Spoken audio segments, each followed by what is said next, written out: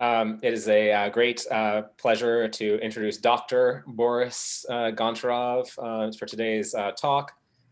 Boris came to us from, I believe, Moscow State University in 2016 and recently graduated. Just a couple months ago, the PhD was conferred. And he did a variety of work during his PhD, ranging from LIGO data analysis of gravitational waves to understanding red noise processes in pulsar timing arrays and contributing to the search for nanohertz gravitational waves. The abstract for today is about mysterious stochastic processes in pulsar timing array datasets, which sounds quite intriguing. Oh, and I have to mention that Boris will be, when do you leave, Boris? At the 10th of November, I think, yeah. 10th of November. He'll be off to Italy, where he will be taking up a postdoc position at the Gran Sasso Science Institute, working with Jan Harms. Yes, a little clapping from Reinhold, so congratulations to Boris, and please take it away, Boris. Okay, thank you, Eric. Thank you, Valentin, and thanks everyone else for attending my talk. It's very nice to see you here. So, okay, let me first share my screen.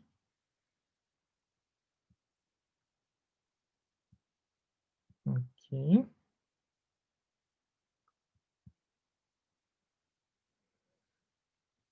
All right. Can you see my slides now?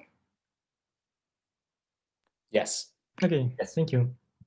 Very good. So let me start my talk. So thank you for the introduction once again. Yes, my talk today will be about pulsar timing arrays in general, and most importantly, the red noise in pulsar timing arrays, which includes a variety of different astrophysical sources of interest.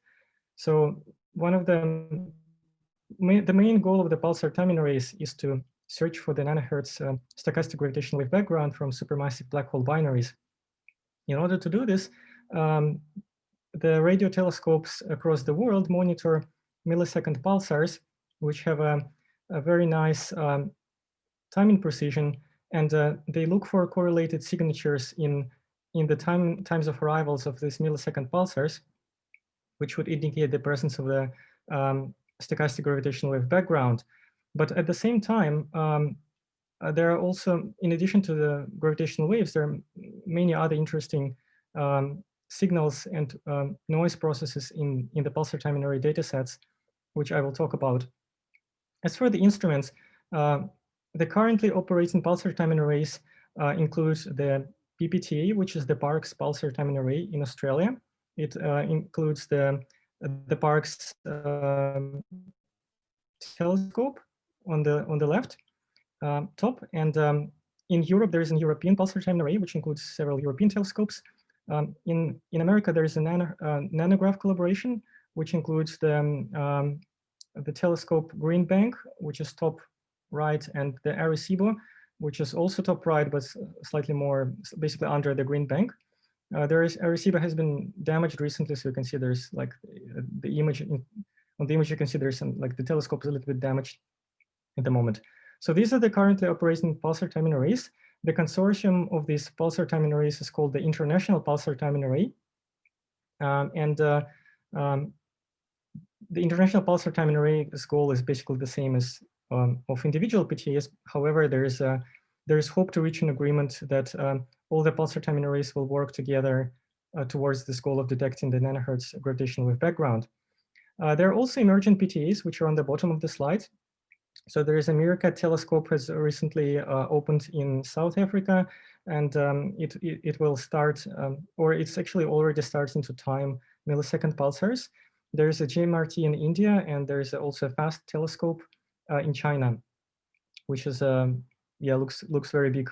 All right, so these are the telescopes, and as I mentioned, the goal is to detect the main goal is to detect nanohertz gravitational waves, and these gravitational waves, as demonstrated on this picture on the left, it will just manifest as the correlated signature in arrival times of millisecond pulsars in our galaxy across decades of observations. And however, as you can see, the main components here are basically the pulsars themselves, the interstellar medium as the radio pulses propagate from the pulsars to Earth, and the Earth itself and the solar system. So these are all sources of noise in the experiment. And well, for some people they might be sources of noise, but for other people they might be actually an opportunity to study the interstellar medium and the pulsars and the solar system as well. So the main idea is that we have a model for when radio pulses will arrive, at which point in time, and to model this, we include the models for the pulsars position on the sky, motion, and spin down, and so on. And after we take into account all these processes, then we have something that is called timing residuals. So this is basically the difference between when we expect the pulse to arrive and when it actually arrives. So the stochastic gravitational wave background will manifest as this as the noise process in timing residuals across multiple pulsars. All right, let's go to the next slide. So these are the examples of pulsar timing residuals here on the left. So these two plots on the left represents the timing residuals for two pulsars. And as you can see, the pulsar on the bottom, J1713, has the timing residuals which basically look almost flat, look like a white noise. And there are some red and some green colors, and some blue colors, which basically are different colors here, mean different radio frequencies. And you can see that basically it looks almost completely flat. The noise looks quite Gaussian here by eye, at least. I will explain later that it's not really white, but it's still like to the 0th order. It looks quite white. And at the same time, on the top plot, we see another pulsar, J1939, and this pulsar has quite a different picture. So it has timing residuals which wander around and basically look like long-term variations with pretty high amplitude. And as you can see, the different radio frequencies, which are represented by different colors, they have a different amplitude of this noise. So this is what you can see on the top is an example of what we call red noise in pulsar timing. So if we take a Fourier, if we take basically the Fourier transform of this timing residuals, the simplified version of what we'll get is represented on the right of this slide. So so if we see that the noise looks approximately like on the pulsar J1713, which is like basically like a white noise, and it will look flat in the power spectral density domain. So it will be just represented by a flat line. And if it's something like on the top for pulsar J1939, the residuals will look red. So it will basically be represented by a power law in the power spectral density domain. At some point, of course, white noise will become stronger, and at high frequencies we will not see red noise anymore. It will all look flat, but at the low frequencies, we'll see the red noise. And what low frequencies here mean is that in order to avoid confusion, there are two frequencies here that I talk about. There is a radio frequency, which is the just basically just the radio wavelength, and there is the frequency in the power spectrum of timing residuals, which basically has a physical meaning of the time interval for the fluctuation in timing residuals. All right, so I also mentioned on the top plot that as you can see, that this red noise on the top has a different amplitude for different radio frequency, and I will refer to this process as the chromatic red noise, which means that it depends on the radio frequency. And in this case, the most prominently here, we can see that by eye that it depends on the radio frequency to the power of -2. And this is the very characteristic this is the very characteristic dependence for the so-called dispersion measure variation noise. And this is a noise that is that basically represents the fluctuations in electron column density along the line of sight to the pulsar. So this is an example of the noise that is related to the interstellar medium. However, there is also like in some pulsars, we also see the noise which is achromatic. So it basically looks like on the top, but it doesn't depend on the radio frequency. So it's like all the same for all radio frequencies. And I will refer to this noise as the achromatic noise or spin noise, because this noise might be related to the rotation of the pulsar. So it might represent some irregularities in pulsar rotation. And the rest, like just a flat noise, is just white noise. You can see that there are different radio frequencies and different. There are also, in addition to different radio frequencies, there are also different observing hardwares, which are called backends. So when we model our white noise, we actually model it usually for different for separate backends, because the different backends have different measurement errors. All right, so I explained briefly how the timing residuals look like, and yes, of course, the gravitational wave signal will be basically a red noise process in all pulsars together, with certain correlations that I will explain later on. Okay, so this is what we see. This is how we model our signals. The power law model is the good approximation for most of the red noise processes that we see. Okay, and here are the more examples of timing residuals. So on this plot, you can see how these timing residuals look for different pulsars. And the numbers on the left represents the values in microseconds. So you can see basically how good the pulsar is. And basically, the better precision pulsar has, it means that the more accurate this pulsar is to gravitational waves, the more sensitive it is to gravitational waves. The few best pulsars here are the first one on the left, which is JO437.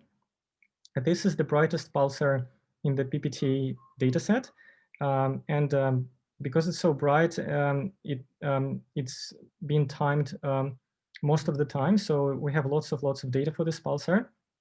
And this also makes it a bit more complicated to analyze, because as we get more data, we get more sources of noise, and we have to include more parameters to describe this pulsar. So a few other good pulsars are here, J1713 and J1909, for example. And the pulsars that have a lot of red noise, they're seen on the right. There's 1939 and 1824. And there's, as you can see on the bottom left, there's also pulsar J1643, and it has some kind of like an exponential dip feature. And as you probably already understand by now, if we are searching for gravitational waves, it is important to completely understand our data and all these various and different noise processes, because otherwise, if we don't understand them, and if we don't model them all very well, we might not get a good measurement. So in the first part of this talk, I will describe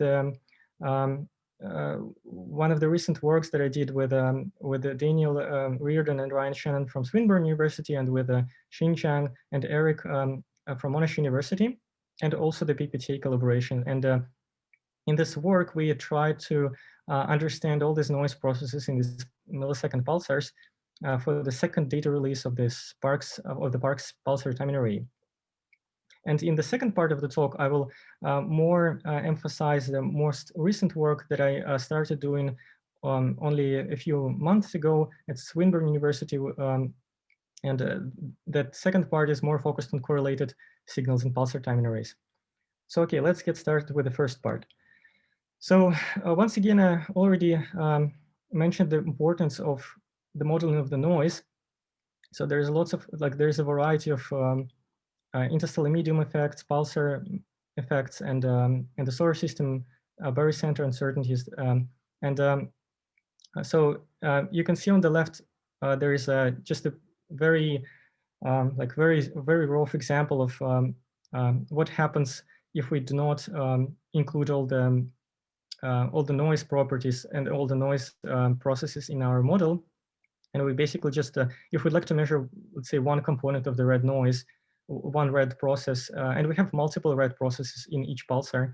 And if we just, like, let's say, don't model it very well, then we get a completely different measurements of the red noise parameters. And red noise parameters are also represented on the left side of the slide here. They're ASN and gamma SN. So the ASN is the amplitude.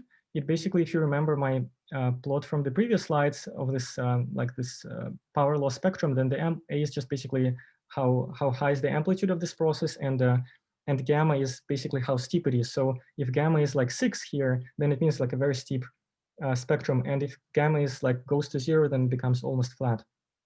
And this is the this figure on the left is from the paper by Lentati et al. And in this paper, they found that in addition to just simple achromatic red noise in pulsars, which may be related to pulsar rotational irregularities, there are also red noise processes that are specific to certain radio frequencies or backhands of the telescopes.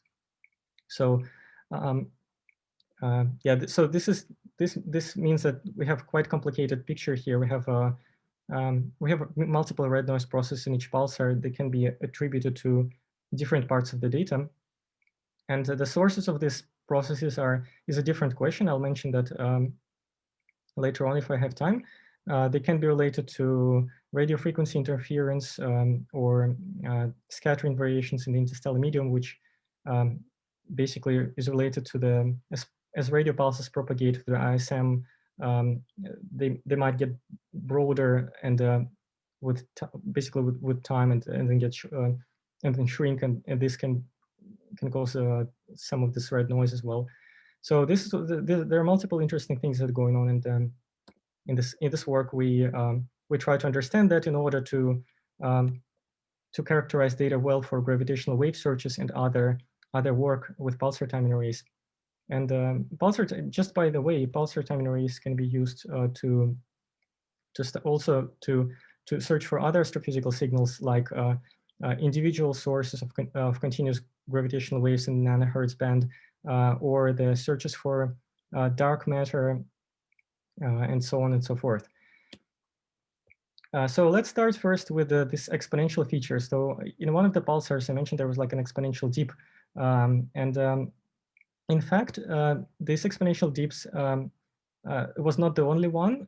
There was also one exponential. There was actually 2 exponential dips in another pulsar in J1713, and J1713 is one of the best pulsars used for pulsar timing. So if we don't, if we just don't include these dips into the timing models, then it will affect other measurements that we do. So in the paper by Lam et al. 2018, they found the second dip, and there was an earlier paper where they actually found the first dip as well. So you can see these dips, they look like this features and timing residuals, and because these features are prominent at low radio frequencies, it was suggested that these dips are originated in the interstellar medium, and they can represent something like a gap in the density of the interstellar medium. So as basically there is like this gap along the line of sight to the pulsar, the pulse arrives faster than it is expected. One interesting feature is that this exponential dip is mostly like one-sided. So if this is the real ISM feature, then it might represent some interesting geometry, which is quite interesting. So there were a paper about this. There were different papers about this, and actually now I'll mention another exponential dip in pulsar J1643. This is the same dip that I showed you earlier. It also looks very similar. However, the feature of this dip is that it mostly appears not at not at long radio wavelength, but at short radio wavelength. So it's more prominent at short radio wavelength. And now, well, the dip in J1713 has been mostly suggested to be originated in the ISM because it has this dependence on the radio frequency as expected from dispersion measure variations. So the electron column density along the line of sight. So this is why the dip in 1713 has been suggested to originate in the ISM. However, this dip on the right in J1643, it had a different radio frequency dependence.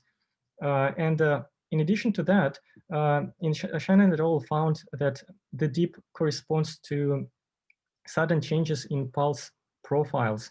So basically, what happens is that we have a different pulse profile. Pulse profile suddenly changes, and basically that shifts time and residuals. And this is how this dip takes place. So it has been like suggested once again by Shannon et al. That the origin of this exponential dip is actually is the magnetosphere of the pulsar itself, because it's basically related to the pulse shape itself again. And actually, what we did in the recent paper is that we actually found that quite a few more exponential dips in time residuals. So we described one exponential dip in J0437, which is once again the brightest PPTA pulsar, and we found that in 3 of the cases, including the case found by Shannon et al., these dips correspond to pulse profile shape changes as well. So it also includes the second exponential dip in J1713, and this might indicate that actually the origin of this exponential dip is not really the interstellar medium, but the pulsar magnetosphere. We haven't found any pulse shape change for the first exponential dip in 1713, but we think the reason is that because there is the data is not that good at that time, and we also find one exponential dip in pulsar J2145. We first found it by eye by looking at time residuals, but then we did it more rigorously and calculated the evidence for this dip and found it quite a strong evidence, and we measured this dip parameters. However, we found that this dip in this pulsar J2145 is achromatic, which means that it doesn't really depend on the radio frequency, and yeah, and this is what happens. So on the left, we can see the pulse profile shape changes, and on the right, we can see the measurement of dip model parameters. And dip is basically described by the amplitude, which is here log 10 AP. The xi is the chromatic index of the dip, which means how it depends on radio frequency. Tau is how long is the dip, and t is the time when it happened. So yeah, this is what we found. Now we also, like, in addition to that, in the paper, we found new sources of red noise. And one interesting thing that we found is that a few pulsars showed evidence of a noise that is has a similar frequency dependence to radio frequency to the power of -2, but not exactly to the power of -2. And it kind of rules out the power of -2 at some confidence. So once again, this xi is the chromatic index, which describes how amplitude of this red process depends on the radio frequency. And as you can see, it peaks like at on the top, for the top pulsar, it peaks at around 2.3, and at the bottom pulsar, it peaks around 1.86. And yeah, so but still, it rules out the characteristic frequency dependence of the dispersion measure variations, and dispersion measure variations pretty much seen in all pulsars. So this is quite interesting, and we think one possible origin of this noise is that there are these dispersion measure variations, and then there's a coherent scattering process in the ISM, and then because it's like if it's really coherent, then it might kind of shift the frequency dependence while keeping the while keeping it close to the frequency dependence of a dispersion measure. And so once again, on the right, there are posterior distributions for this red noise parameters. And on the left, we see the noise realizations.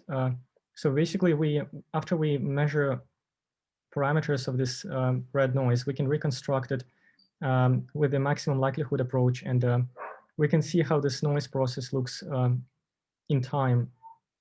So yeah, on the top, we can see the year, and on the bottom is just the corresponding MGD. And the y-axis, once again here, y-axis on the left represents the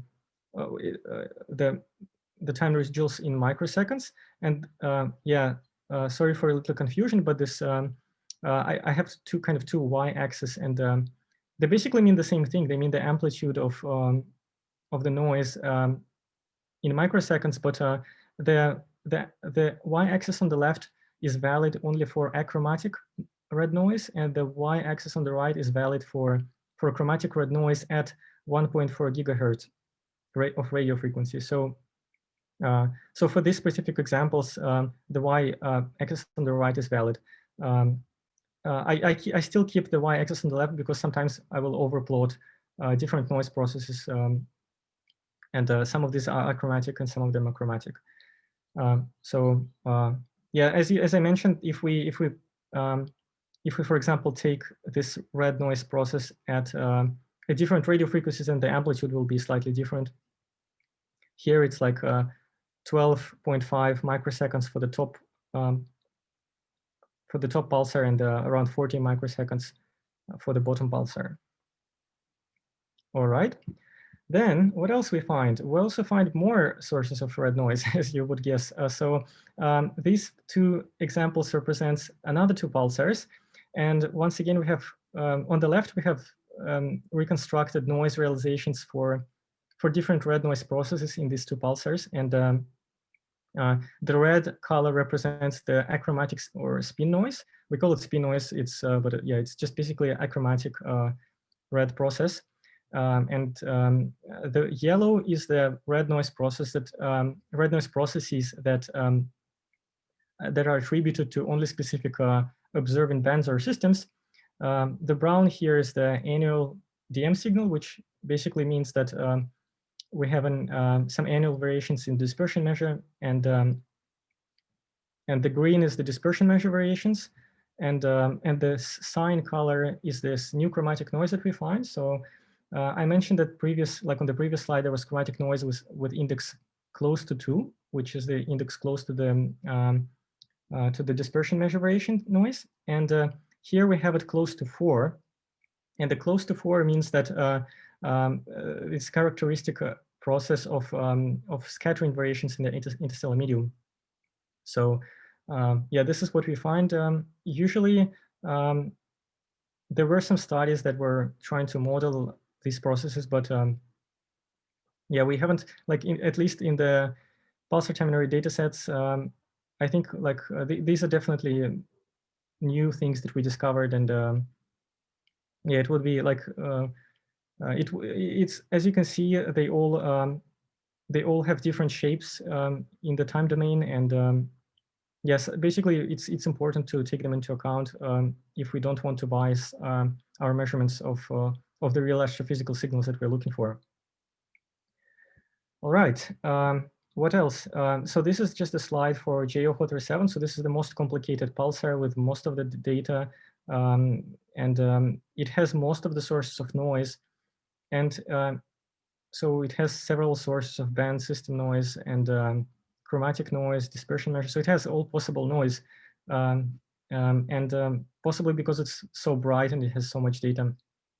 And it has so much data, in fact, that we can't even measure the chromatic index of this noise very well. So just because it's computationally very expensive. So we find it empirically to be close to 4.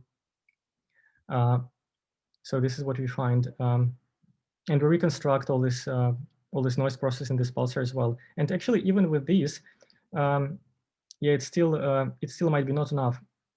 And I will explain that on the next slide. So yeah, these are just to give you an idea of how these different noise processes look in different pulsars. So few pulsars have this red achromatic noise, like most of the pulsars have this interstellar medium related dispersion measure variations. Some of the pulsars have band system noise, and yeah, this is just how it looks. And yeah, so in our work, we broke down all this noise processing into these 3 different tables. So the table on the left basically represents the spin noise, which is SN, and dispersion measure variation noise, which is DM. Once again, we measure the amplitude and the slope of the spectrum of this noise processes. We measure the base factors. As you can see, log B is the base factors. And just to give you an idea, the T-obs gives you the observation time for all of these pulsars. You can see all of them have DM noise. Basically, a few pulsars that don't have DM noise, they actually have this new chromatic noise. Yes, the band noise and the system noise are in the yellow like table, which is yeah, have this label in the yellow color. So this is just shows you an idea, it gives you an idea of how many pulsars have what noise processes in them. And in the previous studies, there were only a few pulsars that had band system noise, but as the data gets longer, and this new PPTA DR2 data set is actually improved because it now has more data for each pulsar because the raw data was processed a bit differently, and now we have the times of arrivals separately for split basically into sub bands for each observation, which means that each observation contains kind of like a times of arrival for a different radio frequency band, and we have to model that as well. So yeah, this is just to give you a picture of everything. So and you might be asking, oh, so you have so much sources of noise, and they're all different, and they like very complicated. So how do you know that you completely characterize the data? You find these base factors, but base factors are they show relative evidence for one model over the other. But can you actually globally make a statement about each pulsar in terms of like whether your noise model performs well? So and we did that. We did this little test here. So we did this actually not one test, but we did this 3 tests. So as you probably would guess, after we take into account all these noise processes, and if we subtract them from the data, we expect that the residuals after basically taking care of these noise processes are completely white and Gaussian. So like, yeah, once again, after we take the pulsar, model everything, subtract all this red noise, and we expect that after we subtract this red noise, then it should all look white again. And base factors are a good way to, once again, to do the model comparison, but this way we can actually test how white, how variance stationary, and how Gaussian are the timing residuals after we apply all our noise models on them. And this table just shows you some statistic values for these 3 tests: Anderson, Darling, Elgin, Box, Broich-Pagan, and there are statistic values which are ADS, LBS, and BPS. And the LBP and BPP are the p-values for which basically the smaller the p-value is means that the less basically the less likely is are the time residuals to be white and variance stationary. And as you can see, the J47 pulsar, it has not really nice results here. So even though it has most of the data and most of the, like, we included all noise models as we can, and but it still doesn't really pass this test very well. So it means that the residuals are not completely characterized by our models. However, for most of the other pulsars, the situation is fine, and we see that our models describe the data well. So these are the good news. There is an ongoing work with an aim to do better at characterizing J47 data, and there are some good results there, but they are not part of the paper that has been published. But still, this table gives you an idea of how noise models perform, and yeah. this is what happens. Okay, so and this is the final slide for this first part of the presentation. So this slide shows you once again the distribution of amplitudes and slopes of red processes for all these for all these noise processes that I described in pulsars. So the red, once again, here is the achromatic noise. It doesn't depend on the radio frequency. DM in green is a dispersion measure variations, and once again, yellow BN, GN is the band noise and system noise. And these are the noise processes that are only applied to specific observing backends or specific systems. And the CN is the chromatic noise, where we vary, where basically this frequency dependence is a free parameter.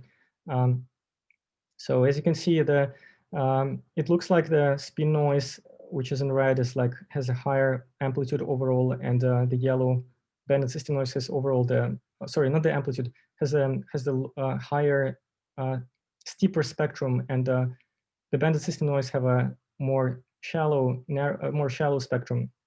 There are some kind of outliers in each subset of this noise process, but yeah, in fact, yeah, but this is just what happens. And so there are also two horizontal lines here. The green horizontal line is the classical Kolmogorov spectrum for interstellar medium turbulence, and the red horizontal line is the spectral slope that we expect from the nanohertz stochastic gravitational wave background. And we can see that a few actually 3 pulsars are pretty close, have a achromatic noise that is pretty close to the spectrum that we expect from the stochastic gravitational wave background. And this is quite interesting, and this slide is linked to the second part of the presentation, which starts now. So by the way, Valentin, it looks like, so it's, I have 20 minutes before, I guess, the end of the hour. So how many minutes for questions should I leave? Maybe 5 to 10. Yeah, so if you could stop before that that hour, that would be great. Okay, thanks. Okay, sounds good. So yeah, I'll just briefly describe the part where we try to characterize the common red noise and spatial correlations and so on. So this is a work in progress. All results are preliminary, so take it with a grain of salt. Still unpublished. So what do we expect from the stochastic gravitational waves? So this is the plot here that represents the spatial correlations for the stochastic gravitational wave background. So y-axis is the the x-axis is the angle between Earth pulsar baselines. So basically, if the Earth is here and then the 2 pulsars are here, then this is basically the angle between 2 pulsars in the Earth. And this curve represents, like the y-axis represents how correlated will be the red noise in pulsars at this angle. And it's described by the formula on the bottom. It's called the Hillingson-Downs curve. It's the quadrupole correlations that there will be a smoking gun for the detection of a stochastic gravitational wave background. We might also consider 2 more things. So, for example, I just briefly give you a rough idea. I overplotted the monopole and the dipole correlations, and the monopole basically is just is a flat line at 1, so it's like all red noise is completely correlated, and the dipole is like yeah, it's completely correlated at 0, and all the opposite correlation at 180 degrees. And it's expected that for example, things like the clock error, which is basically the error in time standard for one pulsar timing array observatory, will manifest as a monopole correlated noise, and the dipole is something that we might expect from the solar system ephemerides errors. However, we do model solar system ephemeris errors as the deterministic process, not as a stochastic random red noise. Some people try to do this as but yeah, I'm not sure how this work is going in terms of modeling the solar system ephemerides as a stochastic noise. So I will not comment on that. But still, this is just to give a rough idea what can we expect. And I will briefly also, like in this part, I will briefly mention to compare our results with the Parkes Pulsar Timing Array to the NANOGrav results. The NANOGrav results are already published. And the takeaway message is that in NANOGrav paper, which has been dated 11th of September as written on this slide, it's the search for the stochastic gravitational-wave background. And one of the main takeaway messages is that they find the common red noise and quite a strong evidence for common red noise, and a minor, like very small evidence for the helix and down spatial correlations, which is not very significant. And I mentioned the common red noise. So what the common red noise is? The common red noise is basically what we expect is basically the red noise process that is has no condition on spatial correlations between pulsars. So by modeling the common red noise, we just assume that there is a red process in all pulsars, and we only vary the amplitude of the spectral index for all of the pulsars at the same time, but we have no assumptions about like how it looks in different pulsars. And if we talk about the real stochastic gravitational wave background, we expect there is the Earth, so-called Earth term, and the pulsar term. So basically the pulsar term is expected to be uncorrelated, but the Earth term is expected to be correlated. So we expect to observe some kind of like, for the real case, we expect to observe some common red noise and then the helix and downs correlations at the same time. So yeah, this is what NANOGrav found recently, and on this slide there's a posterior for the red is the posterior for the common red noise, and the blue is the posterior distribution for the gravitational wave background with helix and downs correlations, which is unconstrained and has a low evidence for it. And now I'll start like some few comparisons with PPTA results. So in NANOGrav they did something like a factorized likelihood analysis, where we basically try to model the common red noise, start doing that in all pulsars separately, but then combine all the data together and produce a posterior. So we did something like that for the PPTA, and this is what I started like working on maybe a month ago. I produced this plot, and we see that the gray lines here are the posteriors for individual pulsars, but then as we combine them all together, they we have some prominent feature with the amplitude of around 10 to the minus 15. And this is once again similar to what NANOGrav is seeing. Then the NANOGrav, like one of the things is that, okay, we have red noise in separate pulsars, and we have this common red noise. So one of the questions you might ask is that what pulsars are contributing to the common red noise? So like there might be different way you can answer this question, but like NANOGrav did it one way, we did it another way.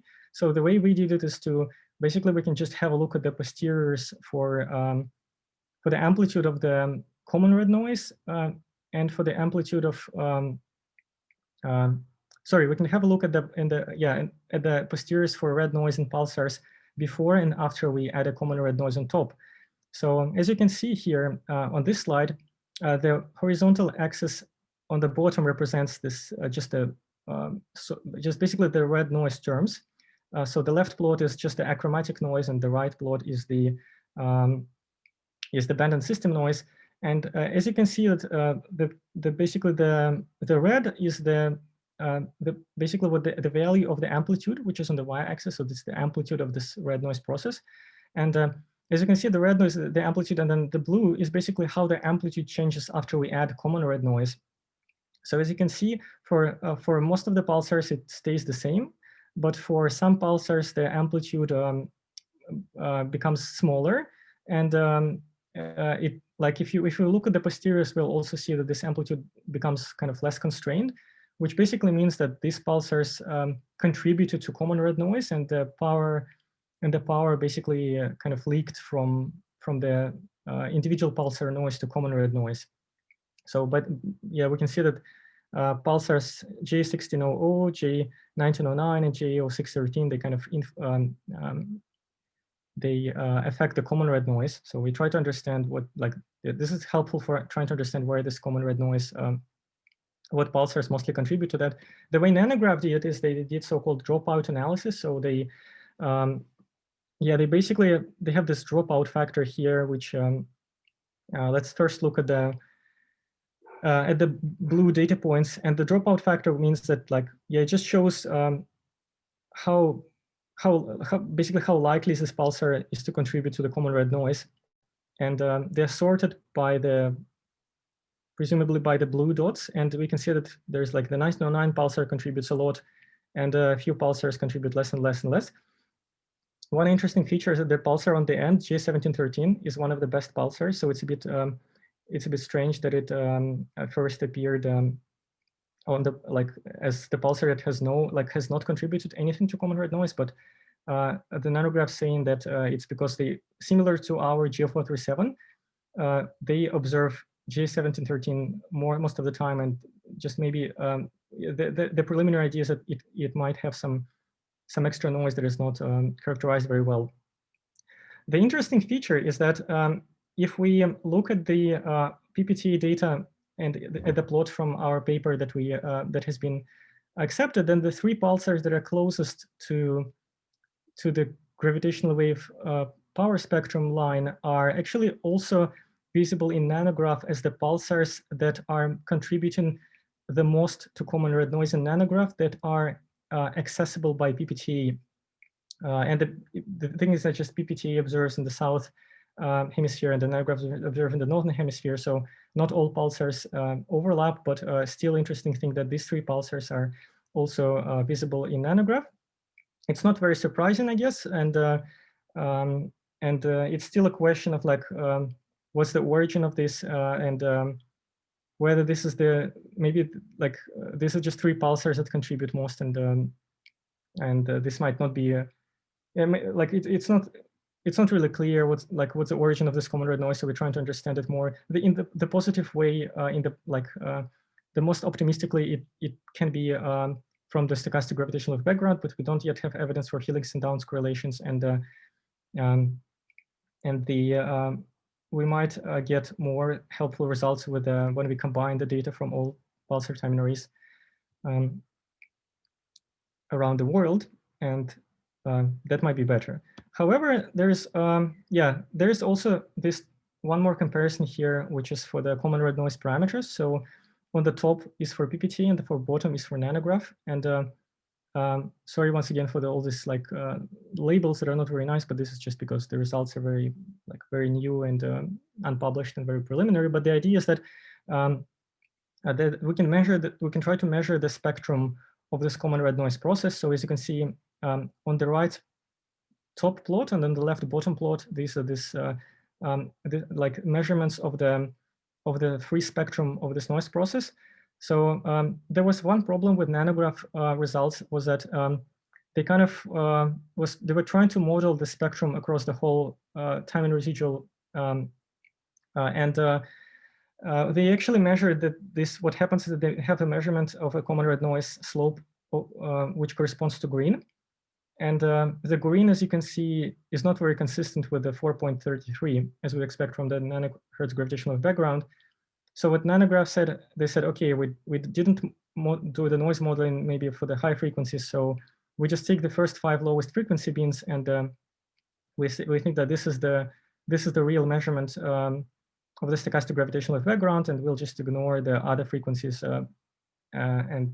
And then when they do that, they actually have the slope that is slightly higher than expected from the stochastic gravitational wave background, which has also produced papers like people trying to suggest something like cosmic strings or some exotic things affecting that, if this is the real signal, of course, assuming, because we don't have evidence for helix and Downs correlations.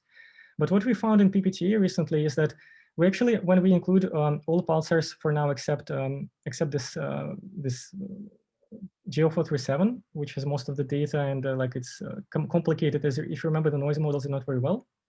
And in this case, we measure the spectrum, which is consistent with 4.33, and the spectrum with first five frequency bands is consistent with the spectrum of all frequency bands, which is quite interesting and good, and yeah, it's quite positive.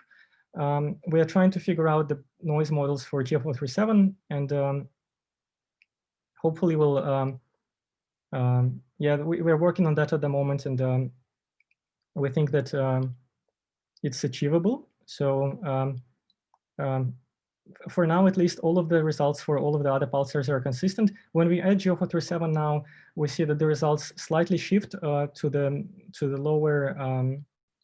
lower gamma value, so to the more shallow spectrum. But for the other pulsars, it all looks good. But as I mentioned, once again, we don't understand the noise in G047 very well yet. But I think we are close to understanding it, and I think we'll figure it out soon. As you can see, there's also one interesting. So, like, if you look at this free spectrum, there is this six frequency bin which has a little bump here, and yeah, this is what, like, one of the interesting things is that it might just be the kind of random realization feature of this red noise, but some people suggest it might be some planetary ephemerides thing. So what I also did is that I tried to try to model all Keplerian elements for all planets in the solar system, and try to see, like, what measurements do we get and whether these measurements affect this thing. So far, the takeaway message is that there is this, like, for example, on the right, you can see the posterior distributions for the Keplerian elements for Saturn. And some of these values kind of peak away from zero. So if it peaks away from zero, it means that there is like an error in the position, basically error in the ephemeridis for the specific planet. So the first one is mass, and the other ones are just Keplerian elements. But once again, this is just with 3 pulsars, and I'm trying to do these measurements for all pulsars. By calculating the evidence and by looking at this, my preliminary take is that, like, these measurements can just be a little bit like an overfitting, because pulsars, once again, might have all these red noise features, and these orbital elements might just absorb them. So I hope that things will become more stable when we add all pulsars and we have, like, a clear picture of these correlations across the sky. And yeah, this bump in this free spectrum corresponds to 867-day period, which is above, like, if it's real, like, solar system thing, it's not corresponding to any planet. It's like somewhere in the asteroid belt, but it might as well just be, once again, it can be anything. All right, and yeah, so this is just a plot for NANOGrav for Helix and Downs correlations. So we are working on that for. Please try to wrap up within 2 minutes. Oh yes, I will. I'm almost finished now. All yeah, right. thanks. Yeah, just one minute. Yeah. So yeah, this is the plot for NANOGrav for trying to infer the shape of the spatial correlations, and this is just how it looks for them. We have quite interesting results for Helix and Downs correlations, but yeah, well, it's too early to say anything about, because we need to confirm everything and kind of discuss, and it's a political issue. So I'm not going to comment a lot on the Helix and Downs results. I can say that they're quite interesting, but yeah, we still need we need to actually do the inference on the Helix and Downs curve to just have a rough idea of, are we seeing any really spatial correlations? Because PPTA really has less pulsars than NANOGrav observed. So yeah, it's interesting how we can constrain the spatial correlations. And once again, like, some people might be skeptical. Maybe what we are seeing, this common red noise, is some kind of like a population feature of spin noise and pulsars, or something like a solar system ephemeridis errors. But we can also, yeah, optimistically, this is might be from gravitational waves. Of course, it would be nice not to claim that we detect gravitational waves and then it turns out that it's not a gravitational wave. So yeah, people are working on that and trying to understand the nature of this common red noise. And yeah, I'm working on that as well, and yeah, trying to understand what's going on in the data. Because once again, maybe this common red noise just leaks into the Helix and Downs correlations. As you can see, the Helix and Downs correlations, they only reach 0.5. So there is some, yeah, it doesn't exactly mean that the noise is completely correlated, and there's like a room for some flexibility. So yeah. So yeah, these are the results. These are the open questions, and thank you for listening. Let me know if you have any questions. Thanks a lot for this interesting talk, Boris. Yeah. So if you have any question, please either post them in the chat or raise your hand. I see there's already a question from Ina Manden that was posted during the talk. Why is the monopole at 1 and not at 0.5? Oh, okay. So yeah, I think I think the monopole is just at 1 because the monopole means that the red noise in all pulsars is basically the same. So this is what it means. The reason why 0.5 at for Hillings and Downs curve is because the as far as, of course, I haven't looked at the derivation of the Hillings and Downs curve very well, but my understanding is that what happens is that we have this the part of the signal which is correlated and the part of the signal which is the pulsar tone, which is kind of uncorrelated. So this is why it's only 0.5 but not 1. Yeah, but for monopole, we just assume that if there is like an error in clocks or something like that, it will kind of like affect all pulsars in the same way. Okay. So maybe a lighter question while I'm waiting for more questions from the audience. Do you know what happened to the Arecibo array? You mentioned at the beginning that it was damaged. Yeah, to be honest, I'm not too sure what happened. I know that it got damaged and yeah, maybe there was some problem with. Yeah, I'm not too sure, to be honest. Okay. Yeah, I see another question from Ilya. Go ahead. Thanks. By the way, I think what happened to Arecibo was that a support cable fell and damaged the dish in the process. Okay. There's somewhere even an article about this. I think I can post a little link there to the article about it. But anyway, the question was, you showed some very interesting plots that showed the posterior on the amplitude of the stochastic background under I guess there are two different assumptions. One, just a red noise assumption, and one, a gravitational wave background assumption. And so basically one of them just said that you ruled out things above something like 10 to the minus 15. I don't remember the exact value. And the other one sort of had a peak at a particular frequency or particular amplitude, I apologize. And I could not quite understand what the difference between the two curves were. So you overplotted them on top of each other. It was maybe 10 slides back, but I didn't actually understand what the difference in the models were. The difference between the models was basically that one of them, the figure that had a peak, included only the common red noise. Basically included the red noise in all pulsars without any assumption about spatial correlations. While I'm trying to find this figure now, but the figure that was unconstrained. Yeah, okay, this one. Yes, exactly. Yeah, so the figure in blue means that we assume Hillings and Downs correlations, so we assume spatial correlations between pulsars, while the red figure means that we don't assume anything about spatial correlations. It's just the red noise can look like anything in each individual pulsar. We just model it using the same amplitude and the same slope. Okay, thank you. I'm sorry, I still don't understand what that means. I mean, so you are, okay, so you're comparing the residuals between different pulsars and using that to somehow make a statement about an amplitude of a background. Sorry, I'm still blanking on what exactly the red curve means. Yeah, no worries. So the red curve, okay, let me think about it. So the red curve basically means that we have a red noise in all pulsars, which so the red noise is like a random process, which means like a random fluctuations of the time and residuals.